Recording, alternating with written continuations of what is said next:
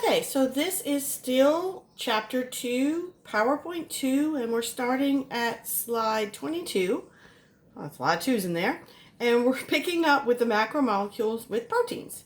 So of all the four groups of macromolecules, proteins is the biggest group, and it has the most diverse types of structures and things that you're going to see in there, and it's the most abundant. So a protein is made of those same basic elements, carbon, hydrogen, and oxygen, and then we're going to throw in another element called nitrogen. Now, the monomer for proteins is called an amino acid, and there are 20 amino acids, 20 different ingredients that make every protein in your body. And pretty much most of your body is going to be made of protein. So things that proteins do for you, some of them are going to be structural and some of them are going to be functional. So structural things, like they're going to support you, like your collagen fibers are going to be made of proteins.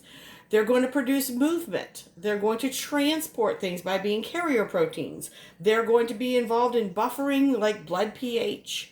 They're going to control your metabolism because all of your enzymes, which control chemical reactions, are proteins.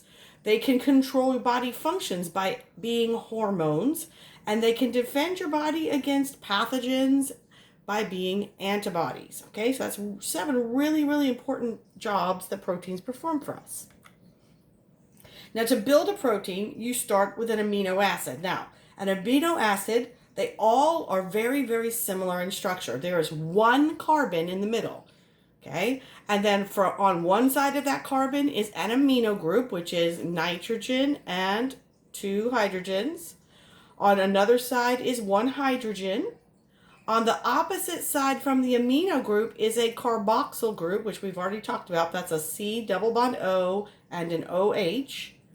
And then for all amino acids, those 3 things are identical.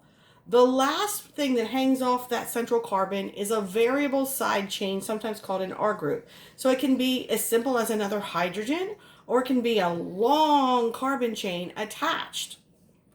So here is the basic formula for an amino acid. Here is that central carbon. There is the hydrogen off the carbon. This side is the NH2 amino group. This side is the C double bond OH carboxyl group. And this is the R group. So remember, this is the only thing that's different among the 20 amino acids. This is the only part where they are different from each other.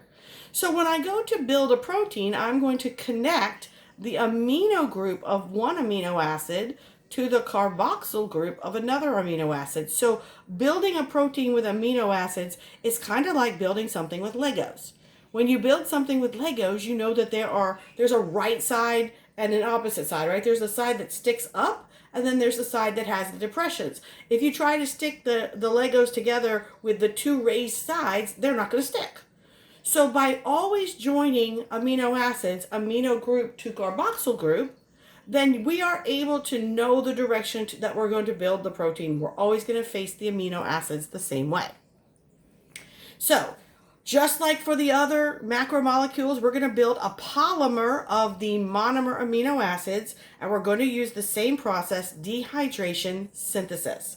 So we're going to remove a water molecule that's going to connect the carboxyl end of one amino acid to the amino end of another. Now, once we form this bond, it's not only just a chemical bond, but it's a special bond. We're going to call it a peptide bond, because as soon as you get 2 amino acids joined together, you form a short protein called a peptide.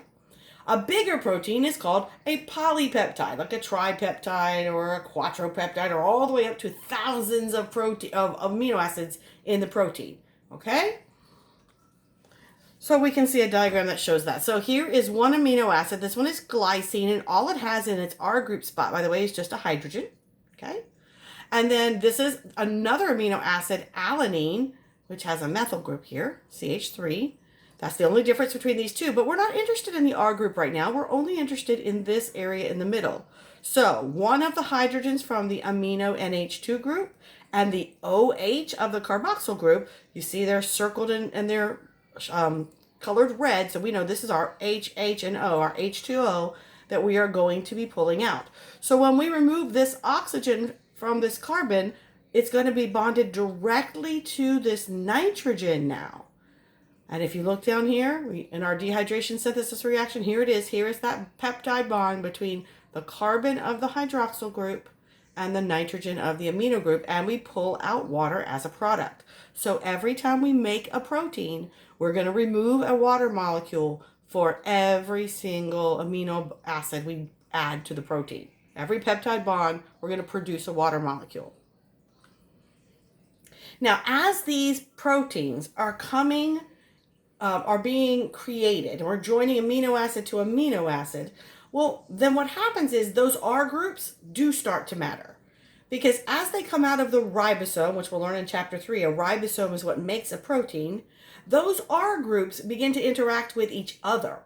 And it causes the protein, because of positive and negative forces and polar and non-polar areas, it starts making the protein to fold and curl. And so proteins can actually get very, very complicated structures. In fact, we discussed them as far as 4 levels of protein structure or shape. And each one has a definition. So the primary structure of a protein is the simplest level. All that is the recipe for the protein. And what's the recipe for the protein? The order of the amino acids. So you may not know this, but DNA in your nucleus, the purpose of DNA is actually to give us the recipe to make a protein. After we read the DNA, what it tells us is, okay, take a glycine and an alanine and a lysine and a glutamic acid, and it tells us the order. That order that we read from the DNA is the primary structure of the protein. Okay, so it's only dictated by the DNA structure, the DNA order, and it's just the order of amino acids. The secondary structure are the twists or folds that start to form from the R groups. So it'll either start forming a curlicue known as an alpha helix, which is a spirally shape, or it'll form what's called a pleated sheet. Okay, I know you are in South Texas. You've had a day when you didn't have any air conditioning, right? And you took a piece of paper and you folded it back and forth and made a fan out of it. That is a pleated sheet. So interactions between the R groups will either cause a spiral shape or a zigzaggy pleated shape. That's secondary level. Now I can take those spirals and I can build things with them. If I took a bunch of curlicue spirals and I arranged them in a circle, I could make a tube. That would reflect tertiary structure, coiling and folding 3-dimensional shapes by using the pleated sheets and alpha helices. Okay? And then finally, the highest level of protein structure is quaternary structure. And in order to build a protein with quaternary structure, we actually have to build it in pieces. They're called subunits. So we have to build different pieces and then assemble them together. That is the highest level of protein structure.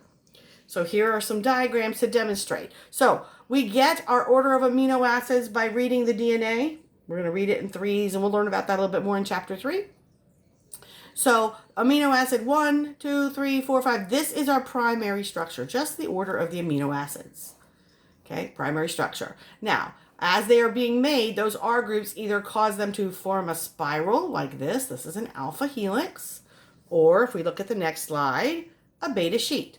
That is secondary level. Alpha helix and beta sheet are secondary level protein structures. Then we take those and we start to arrange them and we start to make interesting shapes. This is a tertiary structure, 3rd level.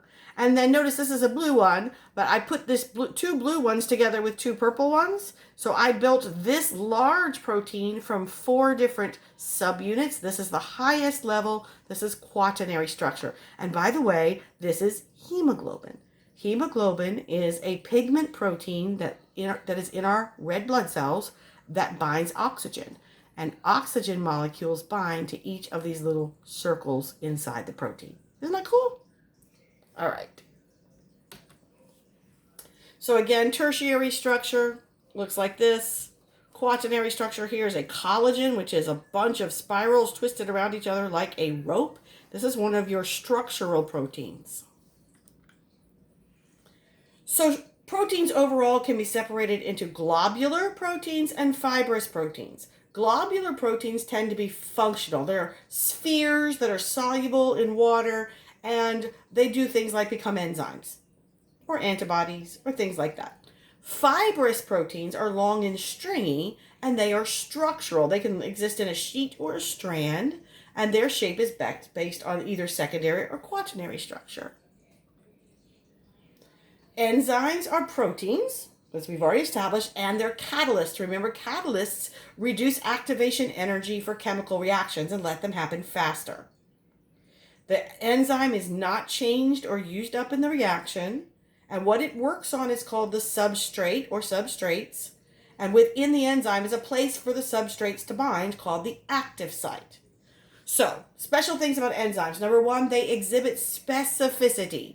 That means they can only bind a limited number of substrates and can only catalyze one reaction. They have saturation limits. Once they've already bound a substrate in each half of the active site, they are busy until they cause that reaction and then eject the product. And so then they are ready to bind some more. So enzymes, the speed of a reaction depends on how much enzyme you have.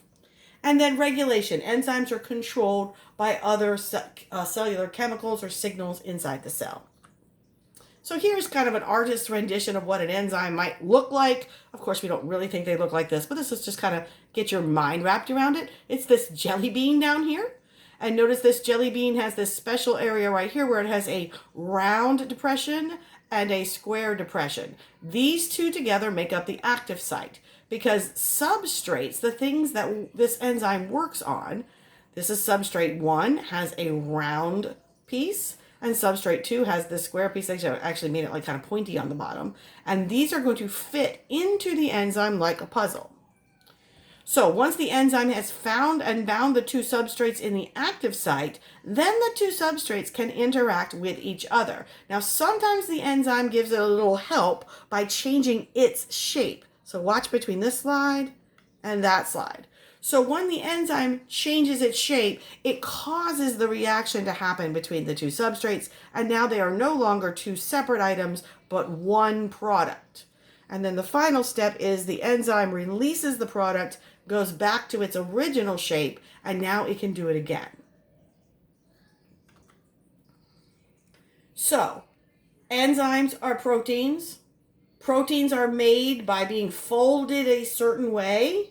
And as we learned in the very first PowerPoint, structure is really important. If you don't fold a protein the right way, it won't perform its job.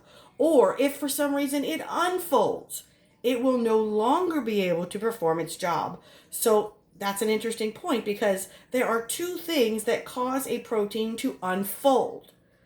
They are high temperature and low pH.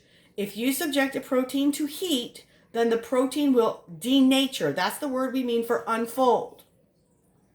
It will denature. So I want you to think about it. A raw egg, what does it look like? It has a clear part and then it has a runny yellow center. If you put heat energy onto that egg, those proteins in the clear part will completely unfold and they change the nature of that protein. They denature it. It becomes a white, solid, opaque piece. Egg white. The yolk, the same thing happens, although it takes a lot more heat. It goes from being a liquid. If you cook it too long, it will become a solid. Now, can you make a cooked egg become raw again? No. Sometimes denaturation is reversible. Sometimes it is not. Okay, so that's the heat example. What about pH? Very, very low pH means acid. So an acidic pH can cause a protein to unfold. So I don't know how many of you ever have eaten ceviche. Ceviche is where you take raw fish and seafood and you do not make it hot. Instead, you cover it with citrus juices, which are very acidic. And the acid in the citrus juice actually, quote unquote, cooks the fish and seafood. You never apply heat, but the proteins get denatured by the acid. Okay, so these are two different things. That means in our bodies, we have to be very careful that we don't let our temperature go too high, and we don't let our blood pH go too low, because our proteins, our enzymes, and other proteins in our body will unfold, and we will begin to fall apart. Now remember, what you eat or drink can't change your pH, but different diseases in your body can change your pH. Okay, so we've talked about sugars and lipids and proteins. What we haven't really fully touched on is that you can mix and match these. You can take a very long protein and stick a little sugar on the end of it. And if you do that, we're going to call it a glycoprotein. Or you can do the opposite. You can take a really long sugar and put a little protein on the end of it. And then you have a proteoglycan. We already kind of saw this with like glycolipids and phospholipids, but we can do it with proteins also. Okay, I'm going to stop this video and then I will do the nucleic acids in the very last video.